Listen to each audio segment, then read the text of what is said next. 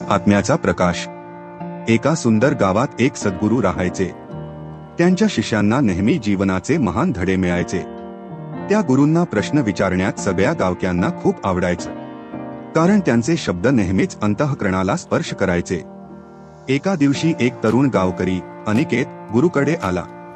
तो जीवनात खूप दुःखी होता आणि त्याला वाटत होतं की त्याचं आयुष्य निरर्थक आहे। अनिकेतने गुरूंना विचारलं, गुरुजी, माझ्या जीवनाला काहीही अर्थ नाही, सगळं अंधारमय वाटतं, मला काय करायला हवं?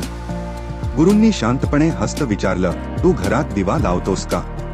अनिकेत म्हणाला, हो गुरुजी, रात्री अंधार दूर करण्यासाठी मी दिवा लावतो। गुरूंनी विचारलं, तू कधी त्या दिव्याला विचारलं का की त्याला का उजळायला आवडतं?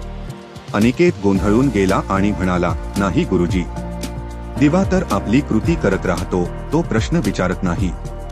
गुरु म्हणाले, बरोबर, दिव्याचा उद्देश अंधार दूर करणं असतं, त्याला अंधाराची चिंता नसते, फक्त त्याचं कार्य करणं महत्वाचं असतं। तसंच माणसाच्या जीवनाचं उद्दिष्ट आहे आपल्या आतला प्रकाश ओळख आणि इतरांच्या आयुष्यात तो वाटत राहा, मग तुझ्या जीवनाला आपोआप अर्थ मिळेल।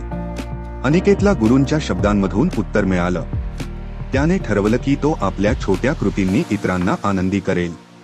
हळूहळू त्याच्या जीवनातला अंधार नाहीसा झाला आणि त्याला जीवनाचा खरा आनंद मिळाला। तात्पर्य: आपल्या आत दडलेल्या प्रकाशाचा शोध घ्या आणि तो इतरांना देण्याचा प्रयत्न करा।